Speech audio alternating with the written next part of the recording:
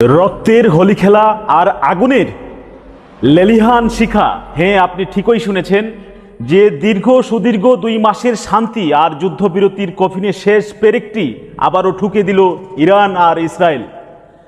আজ 8 জুন মধ্যপ্রাচ্যের বুক চিরে নেমে এসেছে সেই কিয়ামতের ঘন অন্ধকার।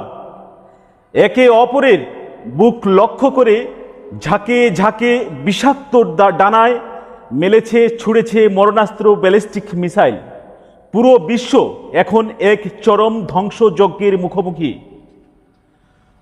শুনলে গায়ের লোম খাড়া হয়ে যাবে। গতকাল লেবাননের বৈরুতে ইসরায়েলের পারমাণবিক বিমান হামলার পর ইরান আর চুপ করে বসে থাকেনি। আজ ভোরে তেহরানের বুক থেকে ইসরায়েলের দিকে ধেয়ে যায় একের পর এক বিধ্বংসী মিসাইল।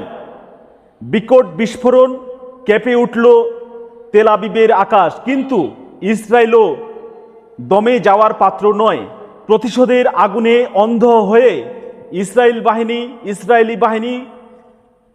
ইসরায়েলি বিমান বাহিনী ডজন ডজন ফাইটার জেট সরাসরি আঘাত হেনেছে ইরানের হৃৎপিণ্ড তেহরান, তাবরিজ আর ইস্পাহানে।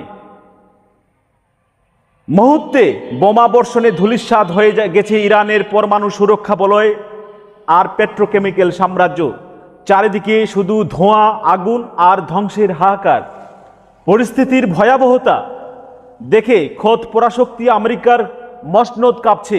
মার্কিন প্রেসিডেন্ট ডোনাল্ড ট্রাম্প সরাসরি সোশ্যাল মিডিয়ায় থমথমে বার্তায় 2 পক্ষকেই চরম আলটিমেটাম দিয়েছে, either stop or face the consequence. কিন্তু ইরান পাল্টা হুঙ্কার ছেড়ে বলেছে, এটা তো মাত্র 1 সপ্তাহের রক্তক্ষয়ী ঝড়ের শুরু।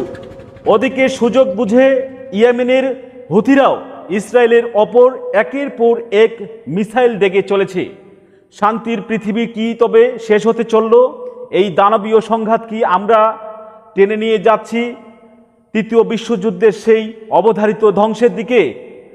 আপনার ভেতরের ক্ষোভ, মতামত এখনই এই কমেন্ট সেকশনে জানান।